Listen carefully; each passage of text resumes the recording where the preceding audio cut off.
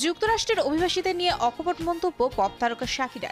এই গায়িকা বলেন, যুক্তরাষ্ট্রের অভিবাসীরা বেঁচে থাকে নিরন্তর ভয়ের মধ্যে, যা অত্যন্ত বেদনাদায়ক। শাকিরা তার কৈশোরে কলম্বিয়া থেকে যুক্তরাষ্ট্রের মিয়ামিতে থিত হন। এ কারণে অভিবাসীদের প্রতি সবসময় তার পাল্লা ভারী দেখা যায়। চলতি বছরের শুরুতে সঙ্গীতের মর্যাদাপূর্ণ পুরস্কার গ্র্যামি শাকিরা উৎসর্গ করেন যুক্তরাষ্ট্রে বসবাসরত অভিবাসীদের। অনুষ্ঠানে তিনি প্রকাশ্যে অঙ্গীকার করেন সব পরিস্থিতিতে তিনি অভিবাসীদের পক্ষে থাকবেন। এরই মধ্যে প্রেসিডেন্ট ডোনাল্ড ট্রাম্পের অভিবাসন নীতির বিরুদ্ধে বিক্ষোভ হয়েছে। সেই বিক্ষোভ ঘিরে নাতাশা রথওয়েল, অলিভিয়া রদ্রিগোর মতো হলিউড তারকারা যোগ দিয়েছেন সাধারণের কাতারে।